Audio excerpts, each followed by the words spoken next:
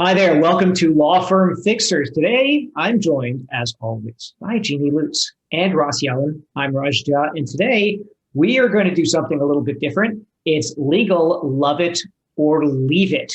And you're gonna see some opinions expressed today. And my first opinion is that it looks like Ross is a black guy. I really don't. I really don't. I mean, listen, I do play rugby, so I've been known to show up with a black eye, but I don't have a black eye right now. It's just really awesome lighting. Yeah, it's perfect lighting, perfect to highlight my black eye. What? Exactly. All right. So legal, love it or leave it, Ross. So here's how we play today's game. Can you say that 3 times fast, by the way? Legal, love it or leave it. I can, but I won't. Yeah. Okay. Good. So Ross is going to give us a category, and then each one of us is going to express a love it or leave it. And, being in the legal field, of course, we're going to couch it with a whole bunch of it depends, but at least you'll see the thought process that we go through with each one of these types of marketing activities so that you'll know, is this something you should consider? Is this something that you're doing you might want to stop? I think this is going to be pretty educational in that sense. So Ross, Black Eye Man, take it away. All right. Our first topic of the day, love it or leave it, Yelp. 3, okay. 2, 1. Yay! Look at that. Woohoo! We agree. So I'll start. I'll go ahead By the way, and start. Raj, I approve of that. Oh, your emoji? Yeah. I got this specially today for Yelp. So there we go. There, now some folks. Okay. And so Jeannie, you were going to say something about our friends at Yelp. I was just going to say, the name says it all, Yelp. By definition, its number one purpose is to complain about something. And consumers have grown very accustomed to complaining about going to restaurants, all of those types of things. As a law firm, you're providing a professional service that is very, very different from those types of consumer activities. I just don't think that you should spend a lot of time developing a strong audience there. There are much better review platforms that do a much better job really capturing the value of your law firm, that being Google reviews. So categorically, you do need to look at it occasionally to make sure nobody said anything horribly bad about your service, but don't lose sleep over what's being said in Yelp. That was so perfectly said, Jeannie. No, but I mean, it's funny because Yelp is totally that platform where people go on to complain. That is, I mean, it's like if you go on it and, it's interesting. You get a lot of 5-star reviews and then you get a lot of 1-star reviews. There's not a lot of in between. And I always find the funniest part of the 1-star reviews is it's like, I'll take this out of the law firm context for a moment because I just find this to be hilarious. It's, I hated this restaurant because it's where my girlfriend dumped me. And I'm like, well, that has absolutely nothing to do with the restaurant. Right. Yeah. Was the food any good? Right. Or you'll find a review that is for the wrong business because they clearly are typing. It's like, I went to get my car repaired here and they did a terrible job. It's a restaurant. Right. Yeah. Right. Yeah. It's just, it's a site that is, I will also admit to using it for restaurants when I'm in unknown territory, but I actually rely on it. Different platform for that. I'll give the plug to TripAdvisor. I'm a TripAdvisor person, but you get honest reviews on there. But the point is that Yelp, I mean, if you actually take a look at the reviews that are in there across the board, doesn't matter, law firm, restaurant, mechanic, it's a place to complain. That's exactly what it's designed to be. But to Jeannie's point, reputation management is a critical factor, whenever you're talking about any of these, listing services. So don't spend your time there. but occasionally take a look, make sure that you're not getting negative reviews. And if you are, you want to absolutely take the opportunity to respond to that review. Yeah, I think that's right. Even if it's, we actually never worked with this person. Right, exactly. Which is often the case. Yeah. Which is often right. I mean, you will see also for some firms, they wouldn't take my case. They'd be in the consumer firm industry. And it's like, I called up the X, Y, and Z firm. They wouldn't take my case. Well, maybe it's because it really wasn't one, right? And just because you think there was one doesn't mean that the professional, the attorney, thinks that there's one. So that's, you'll see those as well. So point well taken for that. I guess my 2 cents on Yelp is there's 2 parts. There's the organic Yelp where you go and people can just comment and you can reply. And then there's their paid, they've got these folks who try to sell you their enhanced listings on Yelp, et cetera. And, that I feel it's really not the right way to spend your money, spending your money to be advertised right next to your competitor. It just has always struck me as completely bizarre that people will go to directory and review services and spend a lot of money to be placed where one click away is your competitor.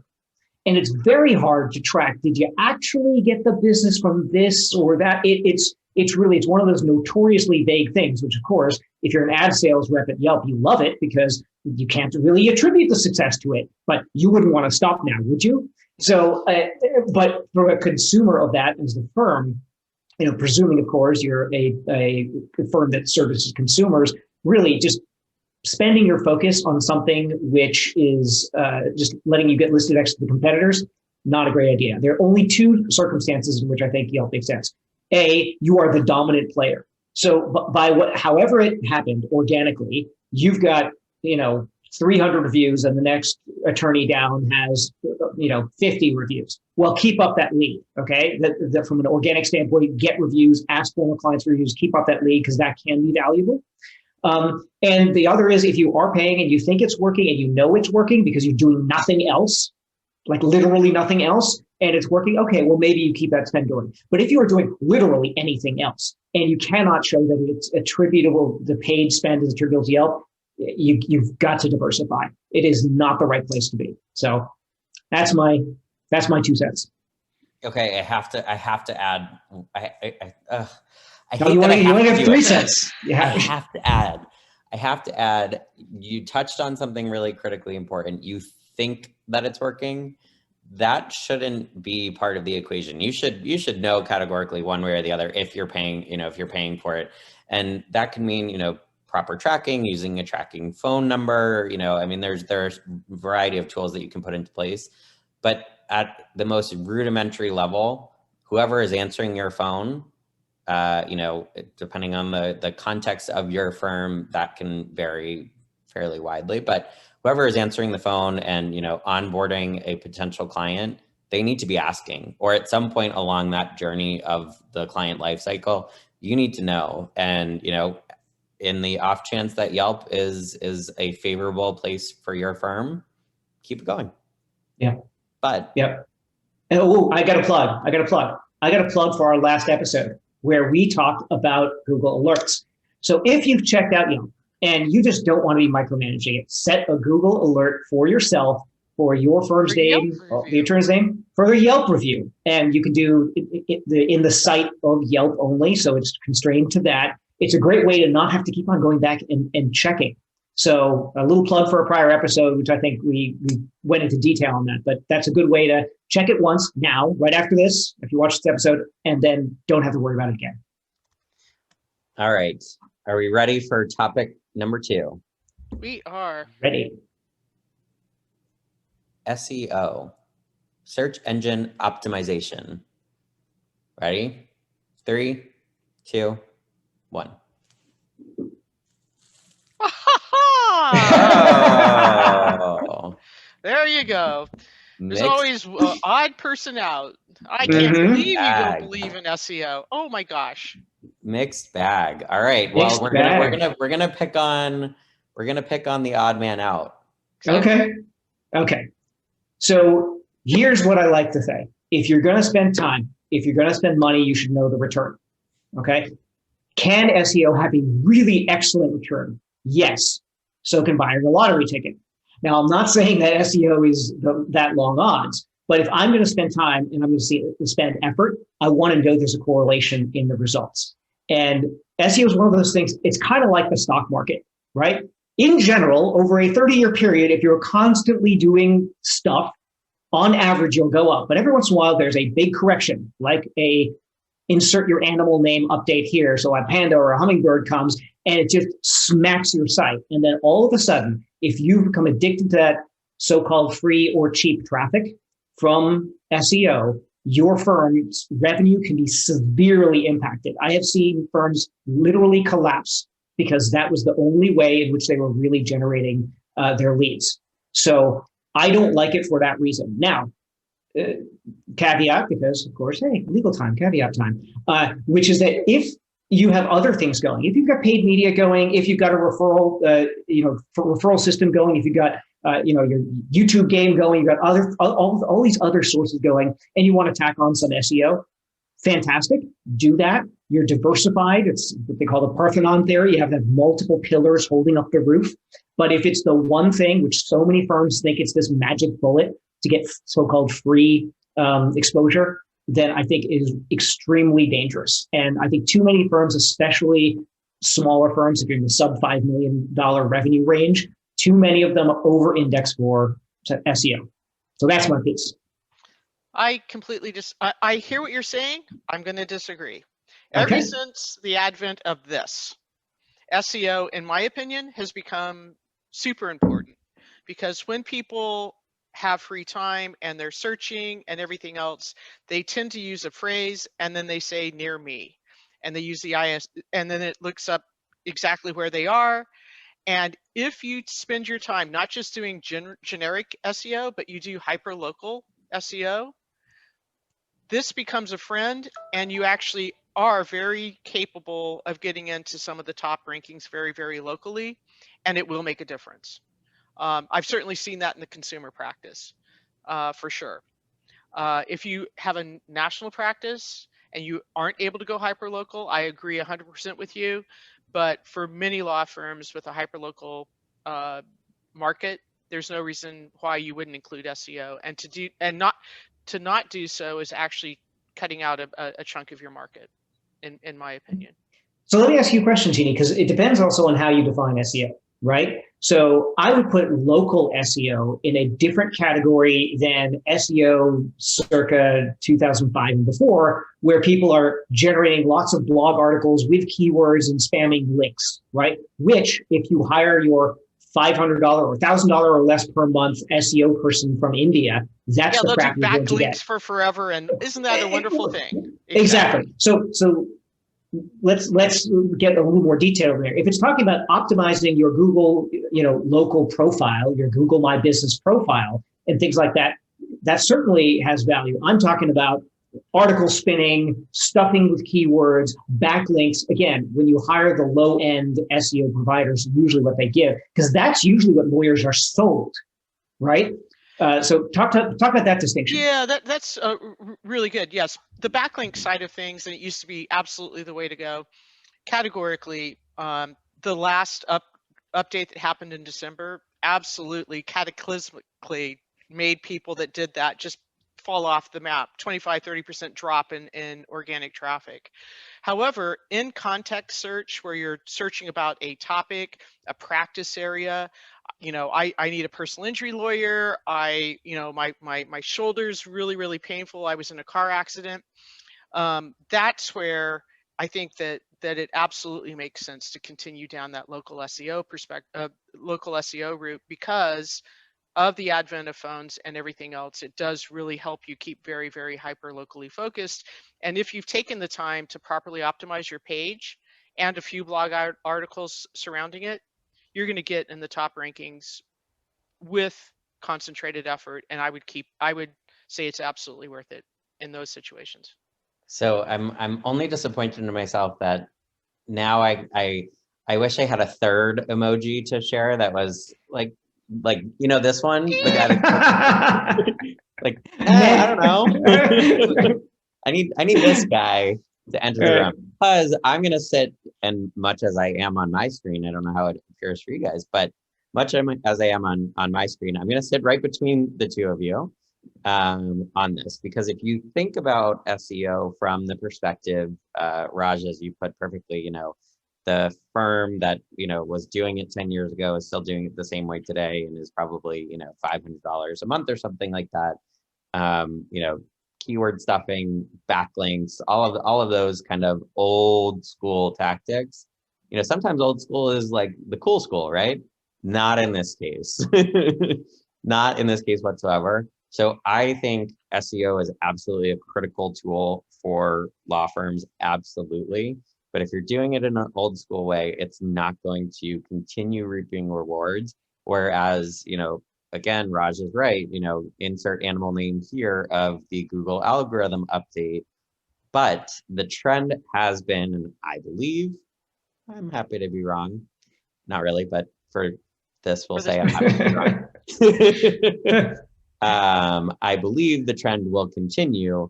And that trend truly is, if you're offering something, not insights that are novel, unique, and you know, will ultimately help people, and you know, really force them down and show Google that people are continuing to learn on your website. So clicking on links that are included in your, you know, first piece that people are reading, and they go to the next one. If you follow that path, you will be rewarded, which is what happened in this most recent update. You know, backlinks were further kind of, those aren't so important. Is this information new and novel? So I think I'm somewhere in between here. It's absolutely critically important, but not if you do it in an old school, or I don't want to say dumb way, but a dumb way. All right. Our last topic of the day. Although, if I'm being honest, we have like a list that I can't even see to the bottom of the page here. That's how many topics we have. So we're going to keep on spinning through these. But our last topic of today is, drum roll, please. Thank you. Instagram. Okay. Love it or leave it. 3, 2, 1. Wow. So using the same philosophy, odd person out, why in the world would you reject Instagram? Okay. So I'm going to talk out of both sides of my mouth, because of course the answer is it depends. You're such a lawyer, Ross. Oh, I know. And you know, it's so funny. Every time those words come out of my mouth, I actively think of my criminal procedure class. Like, I don't know why, but that's the class that comes to mind. And we actually had a justice who was our professor, and he was a great person, but it depends was his favorite phrase. Anyway, it depends. Here's the thing. I think because Instagram is so ingrained in the consumer mind, I mean, people can spend hours and hours scrolling through Instagram. So people take their lawyer hat off, they go into their personal life, and they find themselves scrolling hours and hours on Instagram. So it's like, oh, well, if I'm spending endless time on Instagram, this is a great tool for me to use. My law firm should be on here. But take a second, ask yourself, if you came across a law firm, you know, what are you learning about that law firm on Instagram, where you're not reading, there's no actual click through aside from the click in bio, and that's not changing anytime soon. You know, what are you learning that's going to draw clients in on that platform? It's a waste of time. It's also not a waste of time. It's not your turn yet.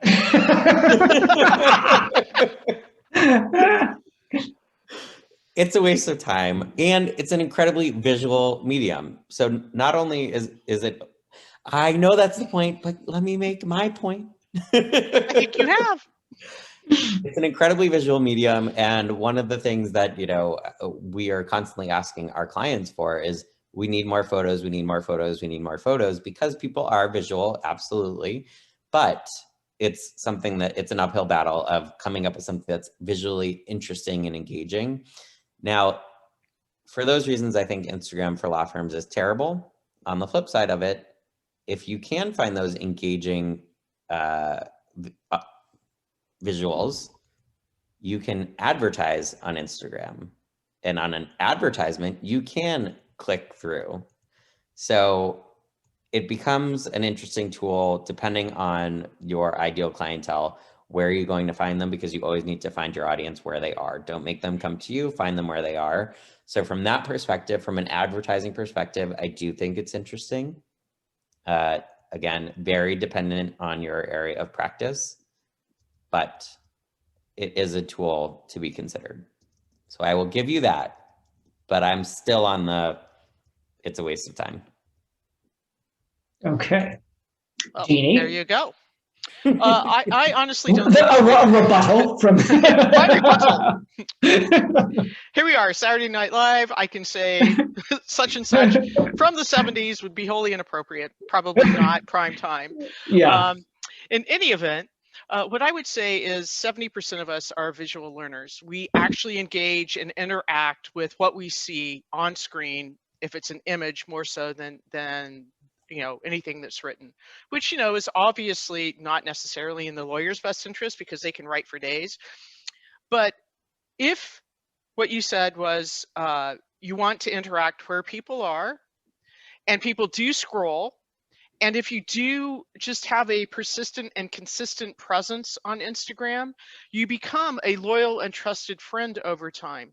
And the bio can be switched every day if you want to, and it can go to a campaign where people can get more information. So even on the organic side, it doesn't take a lot of effort, but you should be where people are, when they're relaxing. If you can just trigger that moment of aha, it's definitely worth it. So I say for the effort required to do it, it's a no-brainer. It should be done. And I'm hoping my ally Raj will completely agree with me. Well, I did vote in the same direction as you did. So I think you're both right. But I think that it is how people think about Instagram that's the issue. Organic reach on Instagram is crap. Just let's call it what it is. Organic reach for the last 2 years has not been. So posting on Instagram and thinking that your posts, which are seen by exactly 0 people, are going to get any engagement or any interest like that is not interesting. However, let's think about the journey of someone becoming a client. It's not like they bump into you in any which way, and then all of a sudden, the next thing, they're like rushing to sign your engagement letter. There's always a period of time, and they hem and they haw, and they might research other available counsel. So and this is whether or not you're servicing businesses or individuals. Now is an opportunity to solidify between the time they first contact you and between the time they sign that engagement letter to help them solidify in their minds that you're a great choice for them. So I'll paint it in very concrete terms. Someone comes to your page, your web page, one way or another, and they're probably checking you out for some reason, hopefully to retain you. Now, if you retarget those people on every channel possible, including Instagram, on all the places they will be for the next 30 days until they make their decision, and you're showing them your brand, perhaps a little testimonial, a picture of a client that might be just like them with words about your work.